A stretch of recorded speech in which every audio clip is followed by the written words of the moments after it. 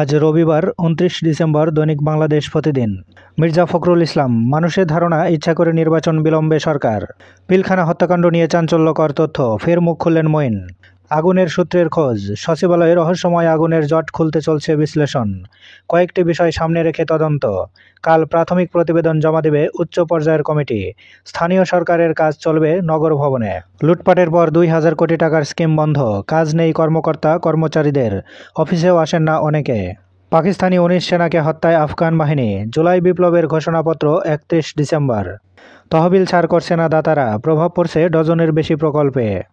সাংবাদিকদের accreditation card বাতিলে তীব্র প্রতিক্রিয়া, সরকার জানালো শিগগিরই পর্যালোচনা করা হবে। সাইবার সুরক্ষা অধ্যাদেশের খসড়া নিয়ে নানা প্রশ্ন। ভারতীয় গণমাধ্যম প্রতিবেদনের প্রতিবাদ আইএসপিআরের। সংলাপ আলোচনায় গণহত্যার বিচার দ্বিকক্ষের সংসদ। পীর চরমোনাই, ইসলামপন্থীরা ঐক্যবদ্ধভাবে নির্বাচন করবে। জামায়াতে ইসলামের আমির, ইসলামী দলের ঐক্য থাকলে ষড়যন্ত্র কাজে আসবে না। এবার শেষের পাতা, আসছে নিয়ন্ত্রণমূলক বাজেট, কমানো হবে অনুন্নয়ন ব্যয়, উন্নয়ন খাতেও বরাদ্দ কমানো হতে পারে। রুহুল কবির রিজভী, টাকা পাচারের দুর্নীতি ঢাকতে সচিবালয়ে আগুন। খাল সংস্কারে আবার তোড়জোড়, ঢাকা ২ সিটি কর্পোরেশন। সংশোধন হচ্ছে দক্ষিণের ৪ খালের প্রকল্প। বাদ যাচ্ছে পানি আইন, উত্তরের ৩ খালের ডিপিপি মন্ত্রণালয়ে। ২ ট্রাক কাগজপত্র নিয়ে তুলকালাম, সব পরীক্ষা না দিয়েই এইচএসসি পাস। হাসিনাকে ফেরতের অনুরোধ কেন গুরুত্ব দিচ্ছে না ভারত?